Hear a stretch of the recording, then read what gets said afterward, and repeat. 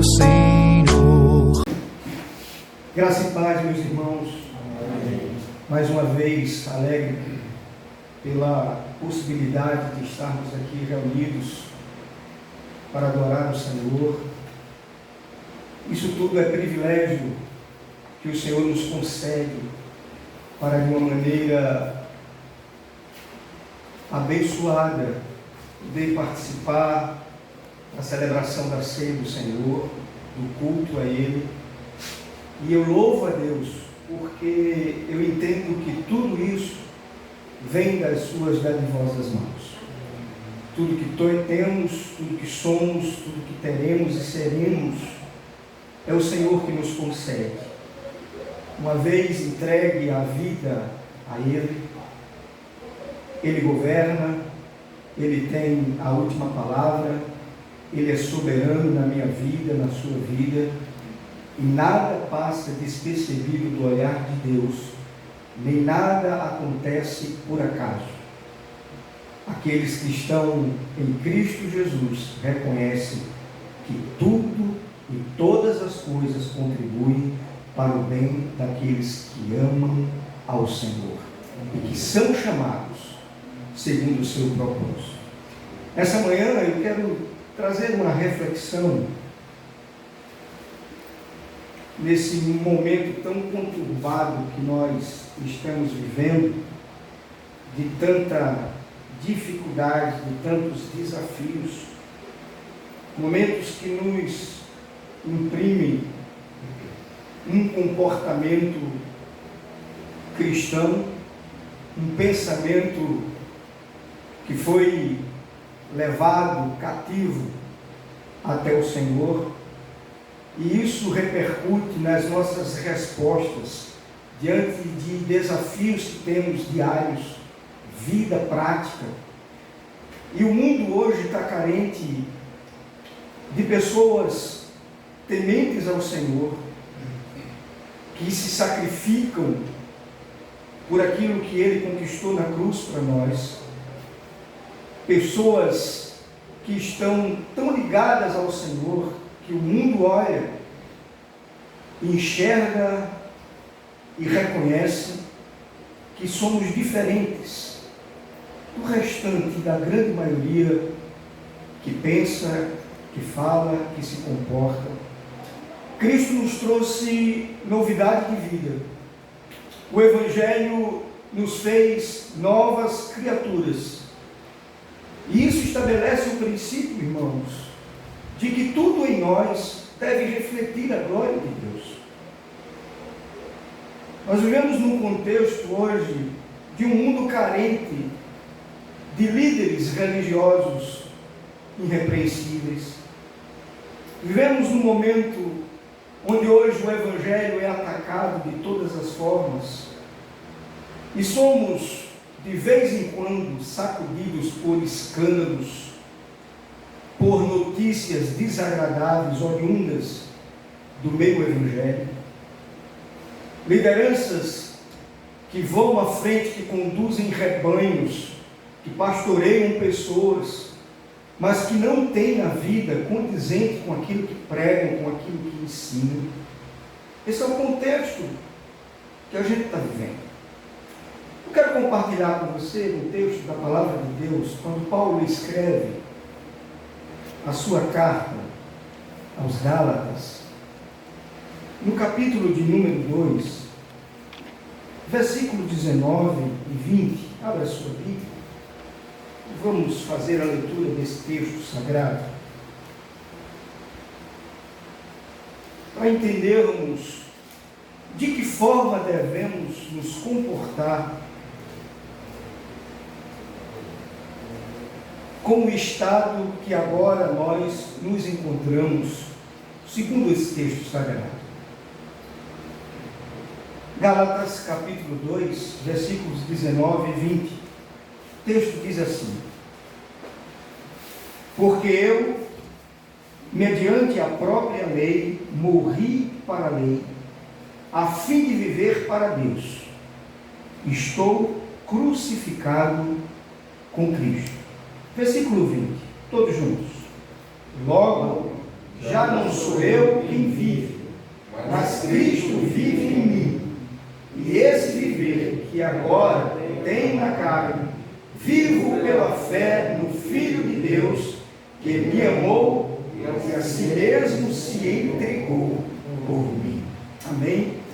Bendizemos o teu nome, Senhor, e te agradecemos por aquilo que lemos na tua palavra. Agora aplica no nosso coração essa verdade eterna. Que possamos receber a mensagem oriunda dessa passagem como bálsamo, como conforto, mas também como prumo, como alvo a ser vivido no nosso dia a dia.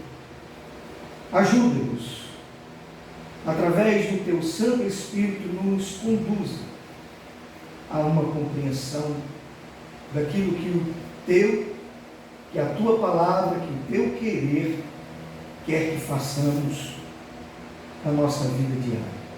Te oramos em Cristo Jesus, com perdão dos meus pecados. Amém, Senhor. Amém. Talvez você já tenha se perguntado e lido esse texto algumas vezes, se perguntado o que é que significa estar crucificado com Cristo. A gente olhando a carta aos Gálatas, a gente vai compreender que essa carta não é dirigida a uma igreja, como as demais cartas do apóstolo Paulo. Essa carta, na verdade, é dirigida a 4 igrejas, e Gálatas significa aqueles que são da região da Galácia. Então, nesse contexto, e o destinatário dessa carta, são 4 igrejas nessa região, que Paulo, em sua primeira viagem, estabelece, e agora começa a ensinar esses irmãos. Esse capítulo 2, em especial, há até a gente pode dizer, não uma desavença, mas há uma repreensão do apóstolo Paulo ao apóstolo Pedro, pelo comportamento sectário dele, com relação a judeus e a gentios. Paulo, como ele mesmo declara, foi chamado pelo Senhor, constituído como apóstolo, e apóstolo para os gentios, aqueles que não tinham origem judaica, aqueles que não nasceram em Israel. Todos os demais países foram contemplados, todos os povos foram contemplados pela palavra de Deus, e o apóstolo Paulo se coloca como mensageiro, como apóstolo dessas pessoas que não tiveram origem no judaísmo, nem tiveram origem judaica. Paulo repreende a Pedro justamente por Pedro fazer uma distinção, como se estivesse colocando a salvação para os judeus é uma, a salvação para os gentios é outra. E Paulo estabelece de que tanto o judeu quanto os gentios, tantos aqueles de origem judaica, nascidos no berço de Israel, da família dos judeus, foram alcançados pela graça, como essa mesma graça atingiu a todas as demais pessoas do mundo. Paulo vai relatando sobre isso, conversando sobre isso, e Paulo chega nesses 2 versículos que eu quero trazer para a nossa reflexão em especial, colocando o estado que nós estamos em Cristo Jesus. Sobre esses 2 versículos, há uma citação de um pastor americano, chamado, mais conhecido pelos seus livros, as iniciais dele é A.W. Tozer, Wilson Tozer, e ele fazendo um comentário sobre esses 2 versículos, e respondendo uma pergunta de um membro da sua igreja. O pastor Tozer nasceu no final de 1800 e morreu em 1963. Durante 30 anos pastoreou algumas igrejas, foi conferencista, escreveu diversos livros, uma literatura bíblica reformada, inspirada pelo Senhor, que eu aconselho você a ter contato, se você ainda não leu. W. Tozer, só você procurar, você vai ver uma série de livros que ele tem escrito. Mas, respondendo a uma pergunta de um membro da sua igreja, que lhe fizera a seguinte pergunta: pastor, o que é ser ou estar crucificado com Cristo? O que significa isso de uma forma prática na vida da gente? Porque muitas vezes nós lemos a Bíblia e nós encontramos determinadas passagens e nós citamos até mesmo determinadas passagens, gravamos no coração, temos isso decorado, mas muitas vezes essas passagens não são verdades práticas na vida da gente. São textos lidos, são textos recitados, decorados, mas aquilo parece que está à distância do livro e eu, e não está interiorizado no ser, na nossa vida, de forma prática, de uma forma vivida. E eu sempre dizia e digo e vou continuar dizendo que a Bíblia vai chegar um momento que ela vai se tornar uma verdade prática na sua vida.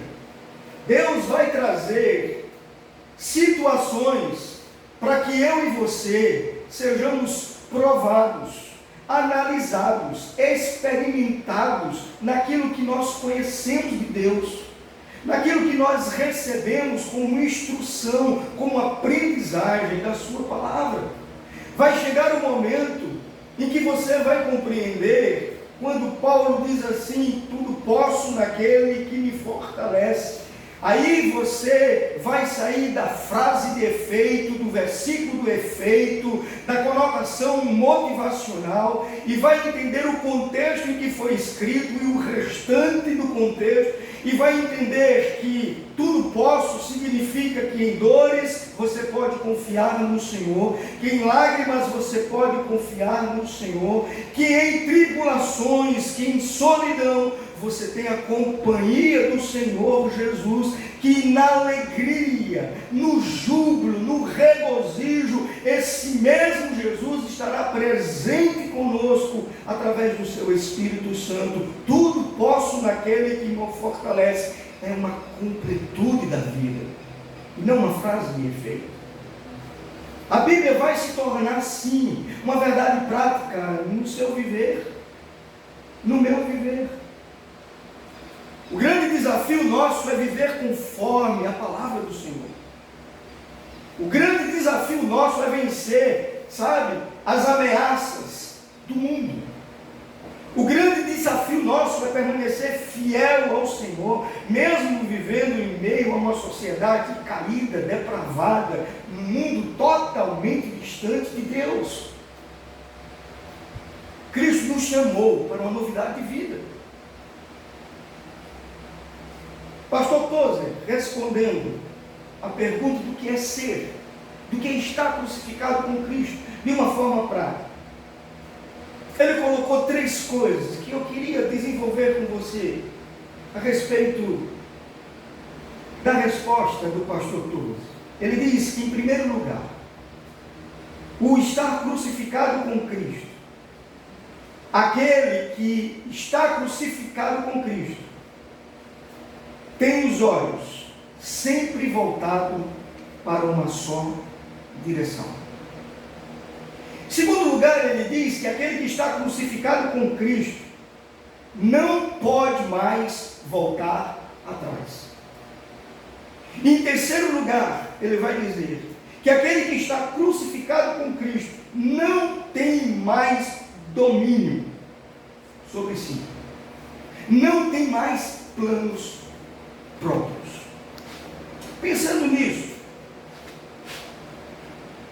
o apóstolo Paulo, no versículo 19 e 20, ele fez essa declaração que mostra claramente que ele entendeu de uma forma completa o que é ser um servo de Jesus, o que é ser um crente, o que é estar em Cristo. E estar em Cristo é exatamente isso, é estar crucificado, é ter ido à cruz.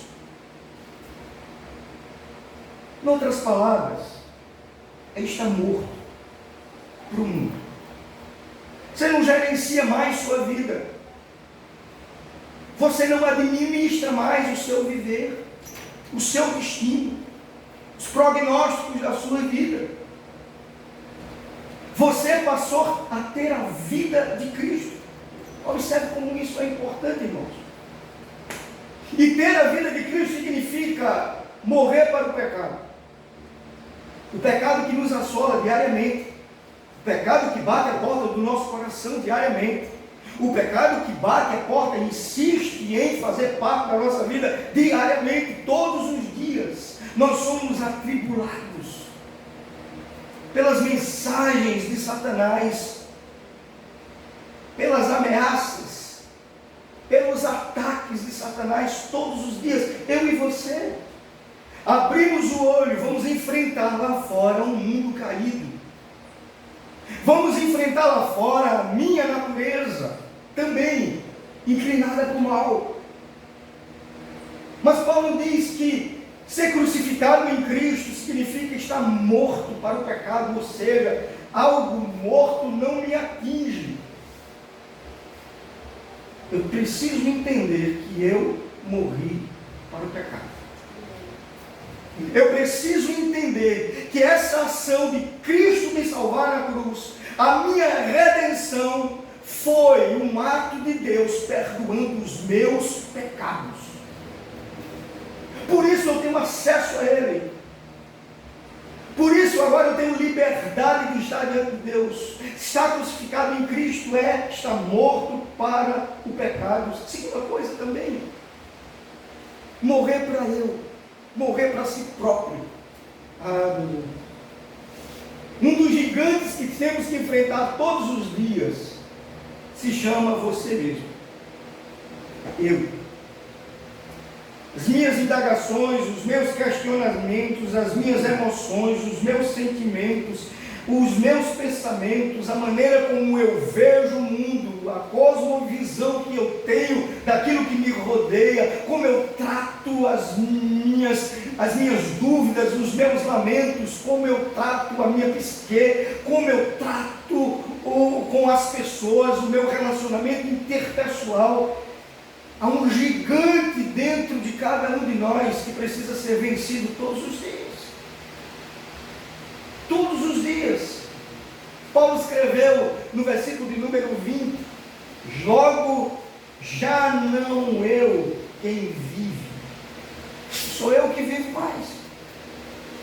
Observe que afirmação. Mas Cristo vive em mim. Veja, no versículo 20. Eu posso dizer, logo já não sou eu quem vive, mas Cristo vive em mim. Houve uma substituição de caráter, houve uma substituição de personalidade, houve uma substituição de vida. Todos os meus atos agora devem refletir aquele que faz parte da minha nova natureza. Cristo Jesus é que faz com que eu pense, eu fale, eu age conforme o seu querer. A vida que existe em mim agora é de Cristo Jesus. Percebe que coisa séria. Terceira coisa, quando a gente pensa em crucificado com Cristo, é que Cristo nos deu poder para vencermos os poderes malignos. Nenhuma tentação sobreveio nas nossas vidas que não possamos suportar. Nada nos atinge de uma maneira que extrapole a resistência que eu e você temos, não por nós mesmos, mas assegurados pela palavra do Senhor. Paulo vai dizer para a gente resistir os dias maus. Paulo vai dizer para a gente resistir o diabo e ele vai fugir de nós. O ensino do apóstolo Paulo, ele é de uma completude de vida.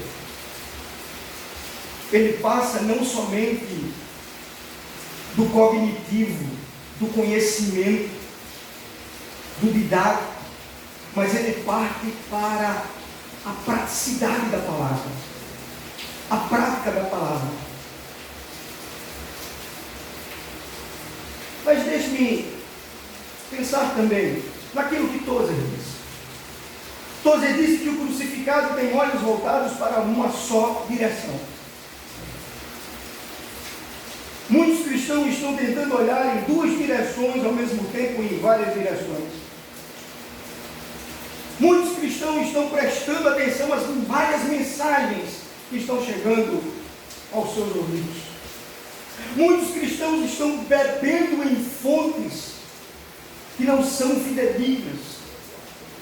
Muitos cristãos estão se apossando de mensagens vindas de textos fora de contextos e aplicando na sua vida e crendo que aquilo seja mensagem do céu. Muitos cristãos estão pegando textos de pastores famosos, midiáticos, que dão palestras para centenas, milhares de pessoas e pegam textos e colocam no WhatsApp, jogam na mídia social, textos motivacionais, dizendo que o homem não veio aqui para sofrer, que você deve repreender todo o sofrimento, que você tem força, se você pode, se acha que pode.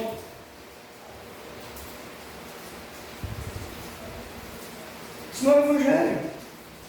Esse não é o Evangelho. O crucificado tem os olhos voltados para a cruz. O crucificado tem os olhos do Senhor Jesus. O crucificado não olha para a direita nem para a esquerda, não vê uma possibilidade de um novo caminho, não pega uma nova vereda, não pega um novo trecho, não se aposta de textos isolados e coloca como se aquilo fosse doutrina. O crucificado tem os olhos em Cristo Jesus. É nele. Eu sigo para o alvo. E eu olho firmemente para o autor e consumador da minha fé, Cristo. Não dá para ficar olhando para a esquerda, para a direita. Muitos estão assim, com o coração dividido. Muitos desejam o céu, mas não abrem mão dos prazeres aqui da terra. Muitos almejam viver com Jesus no céu, na glória, mas não abrem mão dos seus poderes, das suas posses, dos seus bens aqui na terra. Muitos desejam o céu aqui na terra. Muitos perderam a visão de que a nossa passagem aqui é como se fosse um estrangeiro vivendo em terras estranhas. Muitos perderam a visão do futuro, muitos perderam a visão da glória de Deus, muitos perderam a expectativa de viver com Ele na glória do céu. Muitos ensinam que você tem que reivindicar as coisas boas, perfeitas, prazerosas aqui de Deus, porque Ele vai se comprometer a dar tudo isso em você, vai lhe colocar numa redoma de vidro e você não vai sofrer mais. Muitos perderam a visão da volta do Senhor Jesus. Corações frios, distantes, bombardeados, impactados por uma palavra passageira, por costumes humanos, por ideologias humanas, por pensamentos humanos. O Evangelho não é isso. O crucificado só tem olho para o seu Salvador. O crucificado olha para o seu mestre. O crucificado espera pelo seu mestre. O crucificado ora pela volta do seu mestre. O crucificado almeja viver para sempre com o seu Senhor. O crucificado tem os olhos voltados somente para Jesus. o autor dos Hebreus, capítulo 12, versículo 2. Ele vai dizer assim: olhando firmemente para o autor e consumador da nossa fé. Olhando firmemente. Não dá para desviar o olhar. No Evangelho de Mateus, o Senhor Jesus disse: ninguém pode servir a dois senhores, porque há de aborrecer-se de um e amar ao outro, ou se devotará a um e desprezará o outro. Mateus capítulo 6, versículo 24. Ninguém pode servir a dois senhores.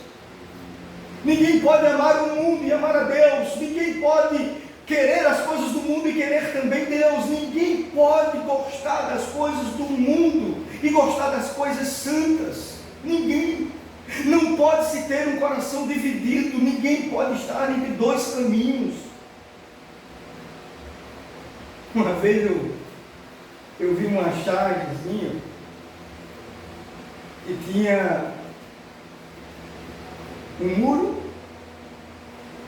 tinha um cara em cima do muro, do lado estava um diabinho e do outro estava Jesus chamando para que ele saísse do muro. Sai do muro, desça do muro, venha para cá, venha viver a vida comigo. E o diabo estava do lado e estava calado, não dizia absolutamente nada. Até que alguém chegou e perguntou: mas você não vai convencer ele para ir para o seu lado, Satanás? E ele disse: não preciso. Por que você não vai convencer ele para ir para o seu lado? Não, porque o muro é meu. Quem vive em cima do muro entre dois pensamentos não é de Deus. Quem vive uma vida dupla não é de Deus. Quem tem um comportamento na igreja e outro comportamento em casa não vem do Senhor. Quem vive titubeando em duas palavras, em dois pensamentos, não pertence ao Senhor. Jesus está dizendo: ninguém pode servir a dois senhores. Você não pode viver as coisas do mundo. Você não pode agradar a Deus e agradar ao diabo. Você não pode participar das coisas celestiais e das coisas terrenas, mundanas. Você não pode estabelecer na sua vida práticas divinas, abençoadoras, e práticas do mundo, do sistema mundano. Você não pode estar convencido de que esse mundo e o conjunto de coisas que ele apresenta para a gente é bom. A gente precisa sair de cima do muro. A gente precisa pegar essa palavra e dizer: eu fui crucificado com Cristo. Eu estou morto para o pecado. Eu entendo perfeitamente o que é estar crucificado com meu Senhor e Salvador. Eu não olho para duas direções.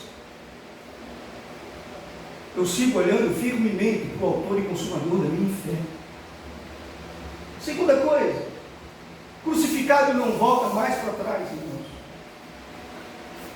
Aquele que está crucificado com Cristo, a visão da cruz e do crucificado faz o homem se encontrar consigo mesmo.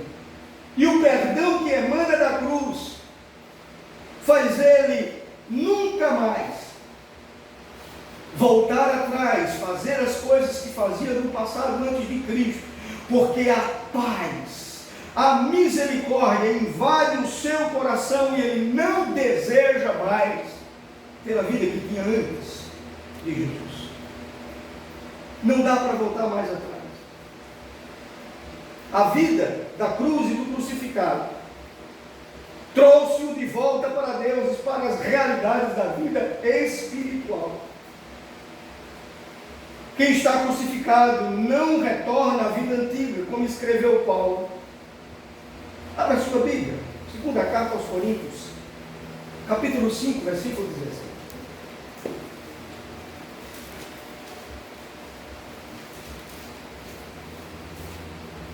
Segunda aos Coríntios, capítulo 5, versículo 17. como está escrito na sua Bíblia, leia em voz alta. E assim, é nova criatura. As coisas antigas já passaram, eis que se fizeram novas. Amém? Significa que o drama, a angústia da alma em relação à eternidade se acabou. Somos novas criaturas em Cristo Jesus. A crucificação com Cristo é definitiva e decisiva. É ponto final na vida compromissada com Cristo. Cristo me fez uma nova criatura. Me deu uma nova natureza. Estou caminhando, eu persevero. Eu continuo olhando para o alvo e continuo seguindo. Não dá para voltar mais para trás.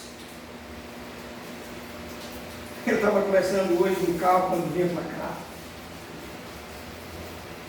Com o Roberto, o Caio, o Carol.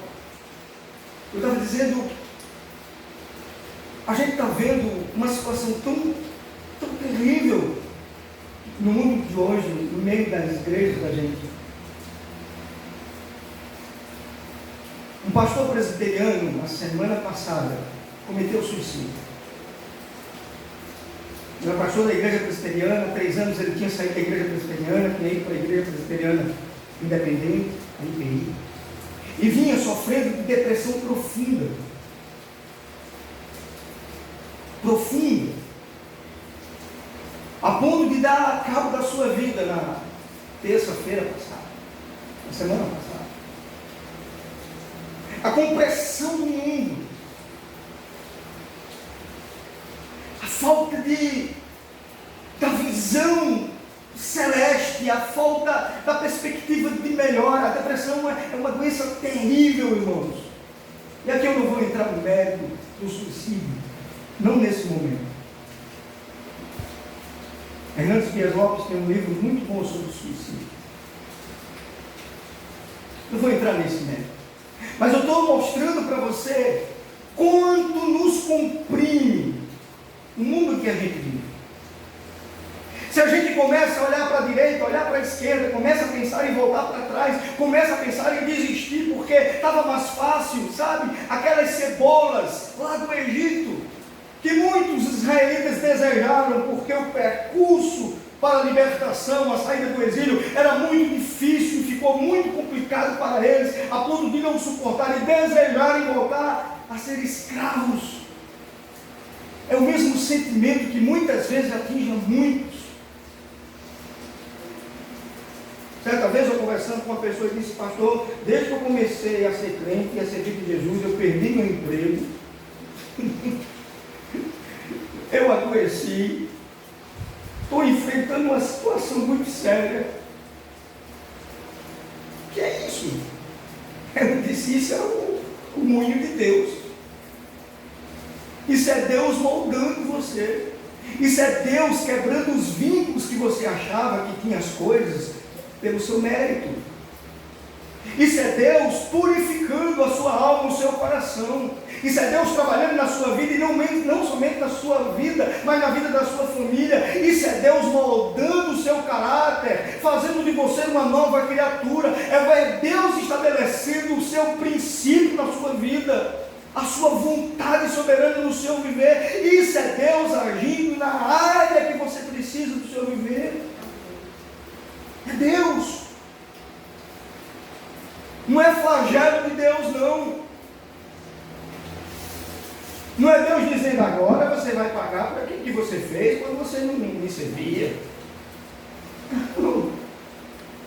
Isso é Deus por graça, por amor, moldando a gente, provando a gente como o ouro é provado, para que a gente seja purificado pelo seu querido. A gente não pode mais olhar para trás. Quem participa da morte e da ressurreição de Jesus não troca por mais nada nesse mundo a comunhão, a presença de Deus em nós, o privilégio de poder ser chamado de filho de Deus através de Jesus Cristo. Não há nada melhor no mundo. Para aqueles que estão crucificados com Cristo, não existe o retorno para uma vida passada. Vou seguir para o alvo. esquecendo das coisas que estão atrás, ficam, prossigam para o alvo, avançando para as coisas que estão ali em frente. Meu passado não me condena mais, meu passado não me aprisiona mais, o meu passado foi apagado, extinto pelo sangue de Jesus. Essa é a última coisa. Talvez essa seja mais difícil. O crucificado não tem mais planos próprios. Como isso é complicado? Como isso é difícil? Os meus planos, os seus planos agora não são seus planos mais, são os planos de Deus. Seu negócio é o negócio do Senhor. Isso porque seu ego está submisso ao Senhor. Paulo vai dizer isso de forma muito expressa, claro, no versículo 20, eu não vivo mais eu, não sou eu quem vive, mas Cristo vive em mim. Isso quer dizer que eu não gerencio mais nada na minha vida. Ah, pastor, mas eu não posso mais escolher o meu esposo, a minha futura esposa. Pode e deve, mas sob a orientação do Senhor. Ah, pastor, isso quer dizer que eu não posso mais comprar uma casa se Deus não me responder. Pois é assim mesmo que funciona. Sabe por quê? Porque quando você pedir uma casa ao Senhor, não vai ser a casa que você quer, vai ser a casa que Ele quer te dar. E quando Ele te der, vai ser muito melhor, porque Efésios capítulo 3, versículo 20 vai dizer isso. Aquele que é poderoso para fazer infinitamente mais de tudo quanto viermos a pedir ou mesmo imaginar, Ele seja glória para sempre. Você não tem mais planos próprios. O cristão realmente nascido de novo e consciente da sua posição espiritual não é refém das coisas materiais, irmãos. Estava conversando com o Caio, quando eu vinha para cá, a respeito da conclusão do curso dele, do TCC, do trabalho de conclusão do curso. E o tema do Caio, do TCC, é sobre contentamento. E como está difícil a gente viver contentamento. Falar é fácil. Viver o contentamento. Agradecer a Deus por tudo quanto Ele tem nos dado. Tudo quanto Ele tem nos dado. Agradecer a Deus pelo pouco que temos. Bendito seja o Teu nome, Senhor. Agradecer o muito que o Senhor nos dá. Bendito seja o Teu nome, Senhor. Falando sobre contentamento, umas semanas atrás na IPAC, dando o relato trazendo como ilustração o meu filho. Quando ele saiu da UTI, foi para o quarto, para o apartamento do Hospital Arthur Ramos, ele não mexia absolutamente nada no corpo. Só mexia a cabeça e os lábios. Ele estava preso no seu próprio corpo, por conta das sequelas do Covid. E aí entrou numa tarde um fisioterapeuta, muito conceituado lá, chegou no Gabriel e mandou ele cruzar a perna, colocar uma perna sobre a outra. Ele pegou a perna do Gabriel, cruzou e disse assim: seu trabalho é só tirar a perna de cima da outra. Eu vi o meu filho ficar vermelho aqui, de força que fazia, e não se movia um músculo sequer. A lágrima começou a rolar pelos olhos. Eu sentado no sofá, observando aquilo, e com meu coração por dentro arrasado. Porque um simples ato de descruzar uma perna não era possível para o meu filho.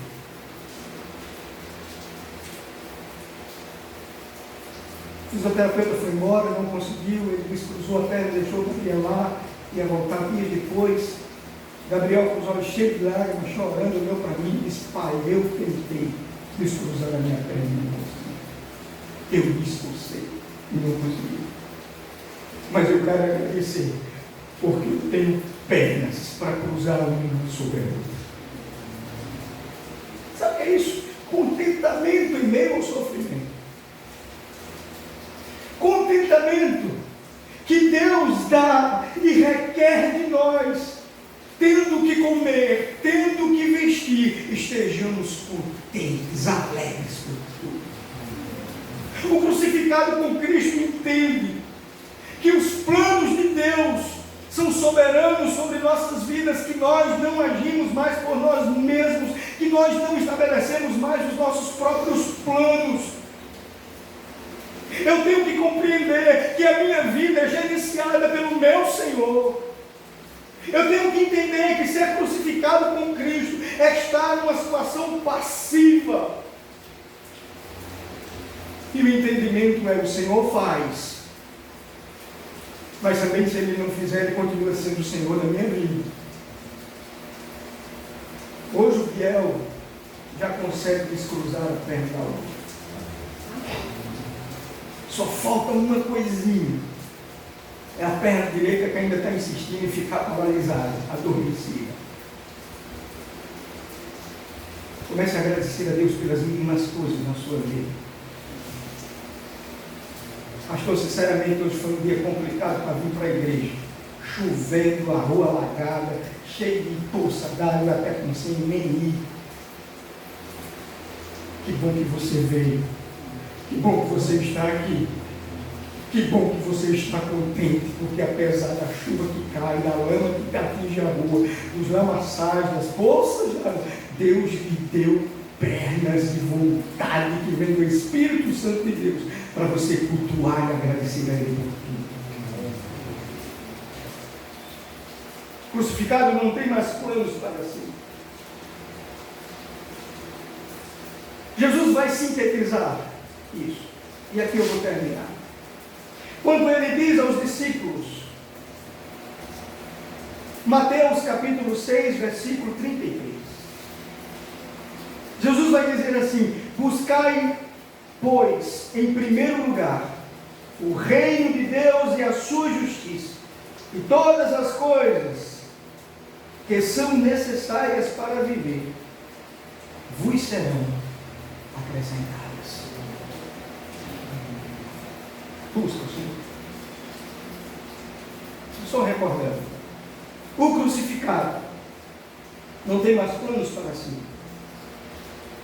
O crucificado não tem olhos mais voltados para outra direção, a não ser a direção do Senhor. E o crucificado não volta mais para trás. Amém? Amém.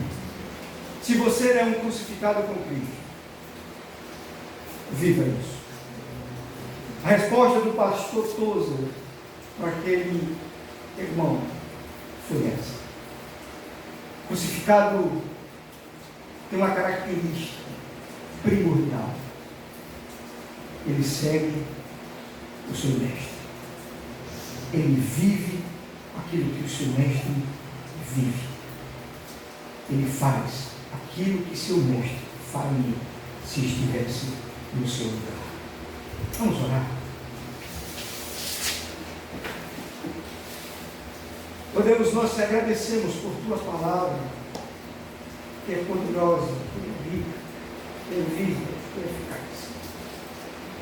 Te agradecemos porque teu Espírito Santo, Senhor, nos leva ao entendimento de que o nosso estado de hoje é que fomos crucificados com Cristo. Porém, fomos ressuscitados também com Ele. E agora devemos viver uma vida que agrade ao Senhor e que manifeste ao mundo a tua presença em nós. As nossas palavras, as nossas ações, o nosso pensamento devem refletir a tua grandeza, a tua glória, Senhor. O mundo há de saber que o Senhor vive em nós. O mundo há de saber que somos diferentes. E isso não é arrogância. Isso é um estado de espírito, uma natureza modificada, mudada que o Senhor nos concedeu. E agora isso se reflete no nosso dia a dia, na praticidade dos nossos dias. Ah, Senhor, que a tua palavra seja o centro, a fonte de onde emana o nosso comportamento, Pai. Ajuda-nos, Senhor. Tendes misericórdia da nossa vida. Nós temos tanto em nós que precisa ser mudado, mas isso não é resignação por aquilo que sou e vou continuar sendo assim. Não. Isso soa para nós como uma busca para olhar para Ti e ser moldados pelo Teu Espírito Santo. Que o Senhor viva em nós. Que não vivamos mais nós mesmos, mas o Senhor que nos resgatou, que nos amou, que conquistou na cruz tudo para nós, viva em nós a cada dia, todo instante. Te oramos em Cristo Jesus, aquele que vive e que reina para todos sempre. Amém, Senhor.